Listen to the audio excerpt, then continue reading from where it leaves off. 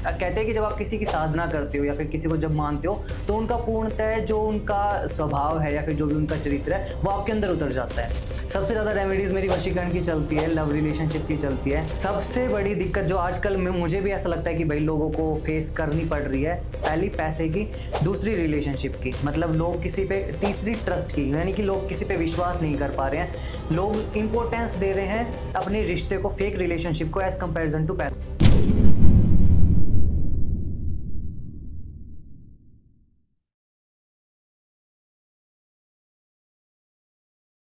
Hello दोस्तों, कैसे हैं आप सब। तो आज ये जो वीडियो है ना, ये हमारी स्पेशल एक वीडियो है।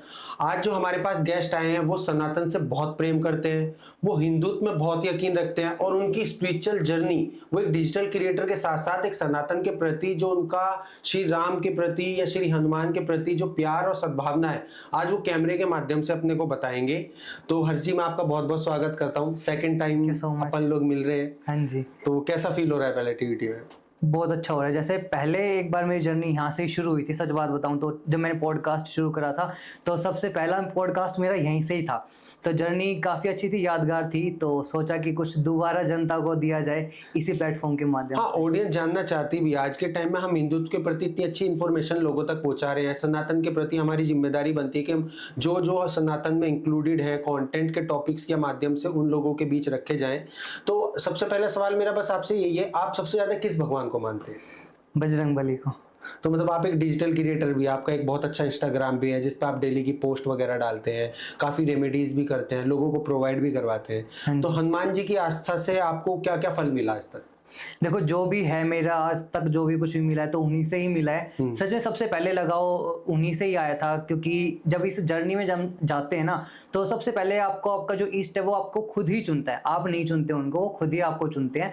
तो हुआ क्या था शुरुआत में कि जैसे जैसे जब धीरे धीरे भक्ति में आते गए तो उनकी फिर किसी ने बताया कि हनुमान जी के ना आप हनुमान चालीसा पढ़ने लगो, लाइफ में चेंजेस आने लगेंगे। तो कॉलेज कंप्लीट हो चुका था, फिर हनुमान चालीसा को जब कंटिन्यू करा तो शुरुआत के कुछ टाइम पे चीजें ठीक नहीं हुई। मतलब जैसी जो चल रही थी उससे और भी कई हद तक चीजें खराब होने लग गई। कहते ना, क्योंकि जब आपके आसपास नेगेटिविटी होती है, जब आप हनुमान चालीसा पढ़ने लगते हो तो वो चीजें उछाल मारती है, यानी कि उभार मारती है बहुत ज्यादा, तो बढ़ती है चीजें। तो सेम यही चीजें होने लगी, लेकिन विश्वास नहीं छोड़ा। मतलब मन में ये था कि अगर कुछ ना कुछ सही है तो होगा जरूर। तो फिर विद टाइम जैसे ही फाइनल ईयर कंप्लीट हो गया था, फिर जैसे जैसे ये चीजें शुरू करी तो हाँ, रिजल्ट अपने आप मिलने लग गए। पता नहीं कैसे सोशल मीडिया पे एकदम से अकाउंट वायरल हो गया, और अकाउंट में सबसे पहली मेरी जो रील वायरल हुई थी वो हनुमान चालीसा के ऊपर ही थी। वो 8 पॉइंट समथिंग कुछ मिलियन पहुंची। हनुमान जी से आपको मतलब सबसे ज्यादा सीखने की चीज क्या मिली? उनसे सीखने की चीज ये मिली कि अगर आप किसी एक चीज के प्रति समर्पित हो ना तो उस पर लगे रहो। नहीं पता कि तुमको कैसे क्या रिजल्ट मिलेंगे, क्या नहीं होगा, बस अपना पूर्णतः समर्पण उनको दिखाओ। तो ये चीज मुझे वहां से सीखने को मेन मिली। अच्छा, जैसे आपने सीखा तो हनुमान जी जैसे ये चीज सीखी, और रामायण में भी हनुमान जी का काफी कैरेक्टर जो बताया गया है। हाँ जी। सुंदर कांड में भी है, बाल कांड में भी है, लंका कांड में भी है। तो आपको सबसे ज्यादा इंस्पायर क्या करता है? उनके जो आराध्य हैं उनके प्रति उनका पूर्णतः समर्पण, कि जैसे उन्होंने जो बोल दिया तो वो करना है तो करना है, बिना कुछ किसी चीज के कि मैं ये काम नहीं करूंगा या फिर ये काम मुझे क्यों ही करना चाहिए, ये काम आप मुझे ही क्यों दे रहे हो, और भी तो लोग हैं उनको भी तो दे सकते हो। तो उनका वो वाला भाव की एक रिस्पेक्ट सामने वाले के मन में, तो वो चीज कहीं ना कहीं, कहते हैं कि जब आप किसी की साधना करते हो या फिर किसी को जब मानते हो तो उनका पूर्णतः जो उनका स्वभाव है या फिर जो भी उनका चरित्र है वो आपके अंदर उतर जाता है। तो कहीं ना कहीं वो चीजें महसूस करने लगे। नेचर के अंदर बहुत सारे चेंजेस आने लगे। पहले नेचर ऐसा नहीं था कि जो लोगों ने बोल दिया तो सुन लिया या फिर उनको जाने दिया। पहले नेचर बहुत अलग था, लेकिन अब पूरी चीजें बदल गई है, पूरे मायने बदल गए हैं। क्योंकि अब ऐसा लगता है कि उनको बोल के क्या ही फायदा, क्योंकि जो शक्ति साथ में खड़ी है, जो तुम पे इतना अपना ट्रस्ट दिखा रही है, तुमको हर एक कदम पे मदद कर रही है तुम्हारी, तो क्यों ना फिर उसका ही साथ पकड़ा जाए। अच्छा, हनुमान चालीसा में हनुमान चालीसा या तो ज्यादा पावरफुल है या सुंदर कांड ज्यादा पावरफुल है? दोनों ही अपने अपने टाइम पे पावरफुल है। यानी कि इन दोनों का एक समय होता है। कहा जाता है कि हनुमान चालीसा का पढ़ने का जो समय है वो रात के टाइम पे है। दिन के टाइम पे हनुमान जी की हम पूजा या साधना नहीं करते हैं, मोस्टली जगह पर ये बताया जाता है, जो कि सही भी है, क्योंकि वो दिन में राम जी की सेवा में लगे रहते हैं, उनकी पूजा पाठ में लगे रहते हैं, और शाम को फिर वो अपना कर्तव्य निभाते हैं। तो हनुमान चालीसा का शाम का समय, और सुंदर कांड तो आप कभी भी करोगे तो बजरंगबली वहां पर जरूर प्रस्तुत हो। और बजरंग बाण? बजरंग बाण आपको डेली नहीं पढ़ना चाहिए। बजरंग बाण आपको किसी पर्टिकुलर, जब आपका एक संकल्प होता है, चाहे आप वो हनुमान चालीसा का लो, चाहे आप वो अपनी साधना का लो, चाहे फिर आप अपना किसी भी चीज का लो संकल्प, जब वो हनुमान चालीसा से, हनुमान जी से रिलेटेड होता है ना, तो जब वो संकल्प पूरा होता है, उसके बाद जब आप दशांश हवन कर देते हो, एक हवन भी करना होता है, उस हवन के दौरान फिर आपको बजरंग बाण पढ़ना पड़ता है।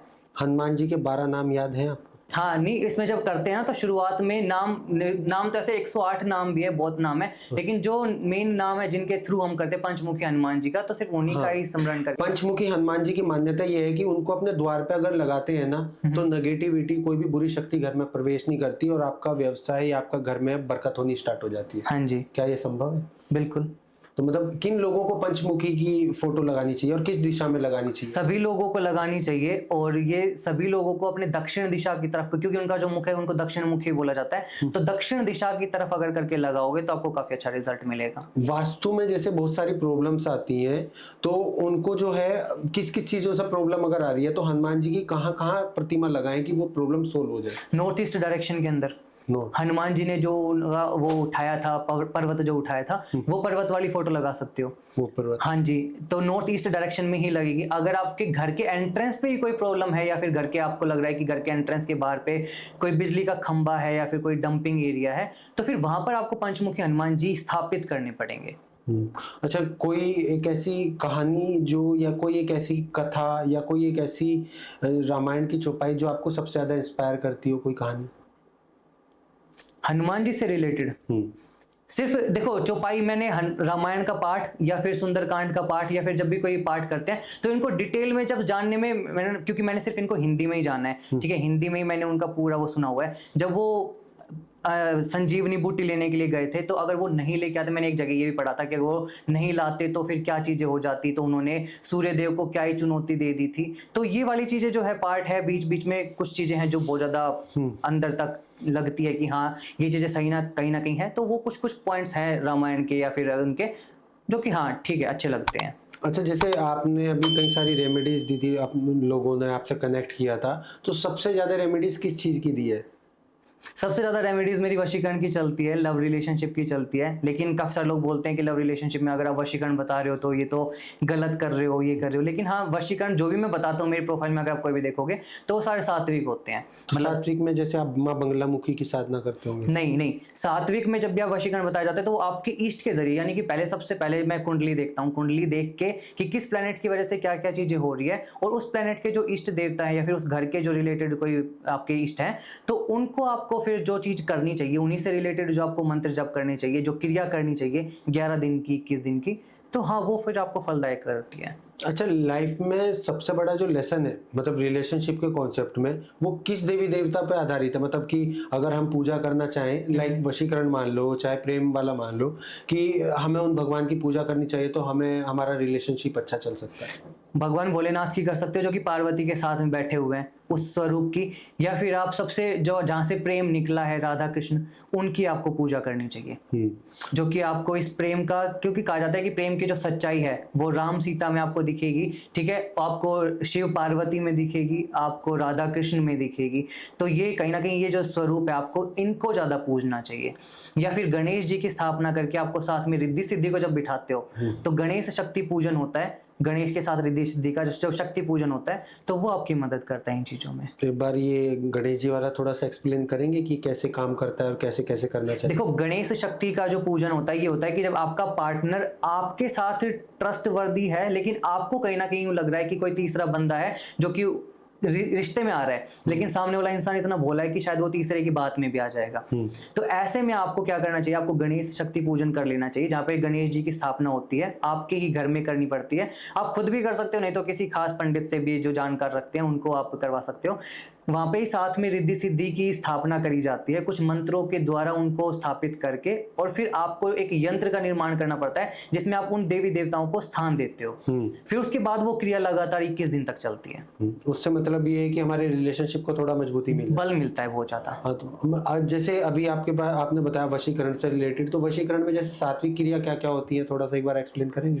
तो कैसे करा जा सकता है सात्विक वशीकरण देवताओं को प्रसन्न करने के लिए? तो उनके लिए अलग अलग चीजें होती है, जैसे कि कोई भी देवता है, अगर आपको गणेश भगवान की करनी है तो आप उनके प्रति उनके मंदिर में जाके समर्पण भाव दिखाओगे, आप उनको कुछ चीजें अर्पित करोगे, अपने एक पेज पर लिखे हुए अपनी जो इच्छाएं हैं उनको बोलोगे, वहां पे मंत्रों को सिद्ध करके फिर आपकी मैनिफेस्टेशन जो है, जो ऊपर यूनिवर्स से कनेक्ट करती है, यानी कि आपकी ईस्ट से कनेक्ट करती है, तो वो मदद करती है।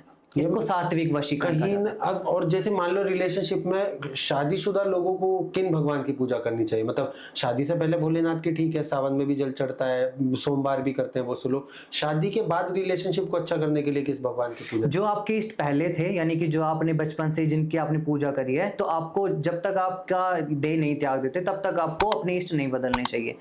इष्ट को नहीं बदला जा सकता कभी भी। जिसका भाव आपको समर्पित है किसी के प्रति तो वो ही रहेगा। अगर आपने हनुमान जी को करा है बचपन से ही, तो आप शादी के बाद भी हनुमान जी को ही पूजोगे। अगर आपको कोई भी दिक्कत आ रही है तो वो ही आपकी मदद करेंगे। ऐसा नहीं है कि अगर आपके शादी के बाद रिश्ते खराब हो रहे हैं तो हनुमान जी मदद नहीं करेंगे, वो भी आपकी मदद करेंगे।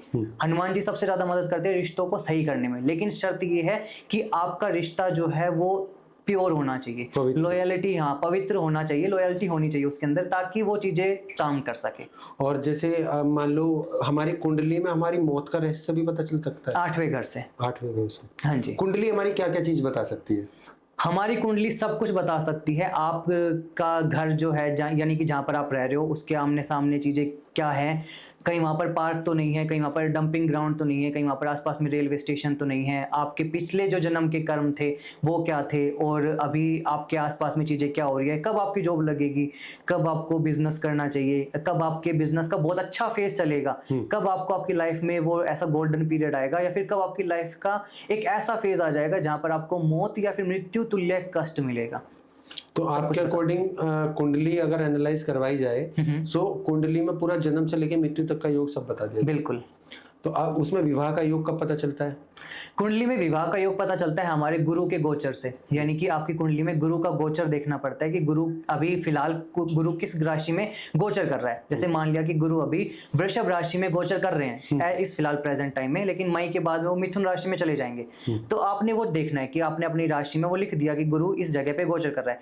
लेकिन यदि गुरु की दृष्टि आपके विवाह के स्थान पर पड़ती है, यानी कि 7वें घर में पड़ जाती है, जैसे कि 5वीं 7वीं और 9वीं दृष्टि उसको मिली हुई है गुरु को, तो यदि 5वीं 7वीं 9वीं दृष्टि में से एक दृष्टि उनकी अगर आपके विवाह के स्थान पर चली जाती है तो हाँ, आपके विवाह के योग बन जाते हैं। अच्छा, बहुत से लोग रेमेडीज वगैरह या कुछ भी उपाय वगैरह देते हैं, बोलते हैं 21 दिन में काम हो जाएगा, 11 दिन में काम हो जाएगा। क्या ये मिथ सच है?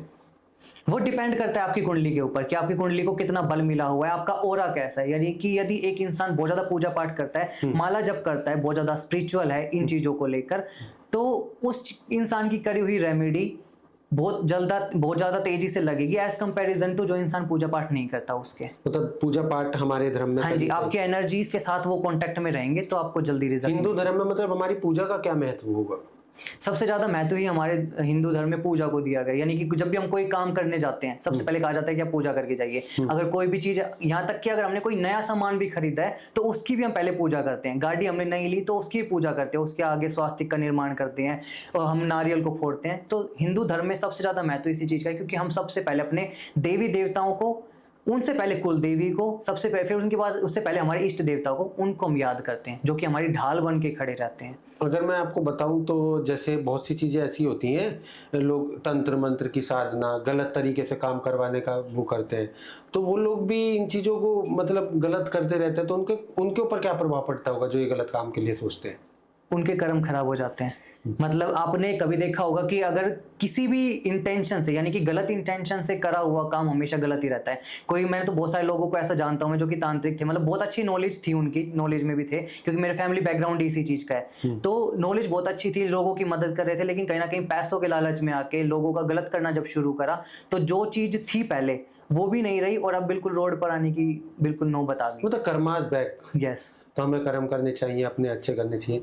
तो आपको आज के टाइम में जो सबसे ज्यादा इशू लगता है लोगों की लाइफ में, मतलब लोग देख रहे हैं, आपको जान रहे हैं, सबसे बड़ा इशू आपको क्या लगता है और वो किस तरीके से सोल्व हो सकता है? आप टीवीटी के माध्यम से लोगों तक बताएंगे बात। सबसे बड़ी दिक्कत जो आजकल में मुझे भी ऐसा लगता है कि भाई लोगों को फेस करनी पड़ रही है, पहली पैसे की, दूसरी रिलेशनशिप की, मतलब लोग किसी पे, तीसरी ट्रस्ट की, यानी कि लोग किसी पे विश्वास नहीं कर पा रहे हैं, लोग इंपॉर्टेंस दे रहे हैं अपने रिश्ते को, फेक रिलेशनशिप को एज कंपैरिजन टू पैसों से, यानी कि पैसों को इतनी अहमियत नहीं दी जा रही है, रिश्तों को जो कि फेक है, यानी कि पता चल रहा है कि वो धोखा कर रहा है, लेकिन फिर भी इंसान पैसे लगाने के लिए तैयार है कि बस वो मुझे कहीं ना कहीं मिल जाए। तो ये मुझे कहीं ना कहीं बहुत गलत लगता है इस हमारे यूथ के लिए, कि लोग प्यार के पीछे ज्यादा भाग रहे हैं, खुद के पीछे नहीं भाग रहे हैं। गलत, और फिर उनके साथ कुछ गलत संभावना हो सकती है। और फिर उनके बाद फिर वही सारे केसेस की जो उन्होंने ये कर लिया, गलत कदम उठा लिए इन रिश्तों में, क्योंकि उसको वो चीज़ नहीं मिली जिस चीज़ का वो एडिक्ट हो गया था।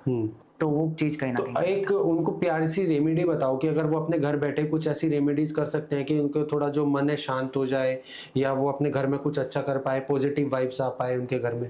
सबसे पहले आपको क्या करना चाहिए, आपको अपने ही घर में आपको सुबह या शाम एक टाइम आपको सेलेक्ट कर लेना है। आपको संकल्प से पहले, संकल्प की विधि तो जरूर होगी, क्योंकि जब भी हम पूजा पाठ करते हैं तो संकल्प जरूर लेते हैं। संकल्प क्या होता है कि आपको अपने हाथ में जल ले लेना है, थोड़े से चावल ले लेने हैं, और जिस भी इष्ट को आप मानते हो उनका आपने ध्यान करना और बोलना है कि मेरी जो भी ये समस्याएं चल रही है ना, आप इनका निवारण करो। निवारण करने के बाद क्या करना है, उन्हीं का ही जो मंत्र है, कोई बीज मंत्र है या फिर जो भी आप मानते हो, उसका मंत्र जब आपने करते रहना, और अपने ही घर के 21 फेरे लगाने हैं आपने, मतलब आपके पूरे घर के 21 फेरे लगते रहेंगे और आपका वो मंत्र चलता रहेगा। सिर्फ ये छोटी सी रेमेडी है, पूरे महीने में एक बार जरूर करनी होती है। अगर और वो जो वाटर और राइस थे, वो तो धरती पर उसी टाइम पर छोड़ देने हैं, उसी टाइम पे बस अपने घर में मंत्रों को उच्चारण। बहुत से लोग टीवी में या फिर ओम नमः शिवाय या गायत्री मंत्र का जो साउंड बजाते हैं अपने घर में, वो ठीक है, लेकिन आपसे जो आपके इष्ट कनेक्ट कर पा रहे हैं, यानी कि जो आपके देवता हैं जो आपसे कनेक्ट कर पा रहे हैं, यानी कि यदि उनके मंत्रों का यदि आप जाप करोगे तो आपको ज्यादा रिजल्ट मिलता है।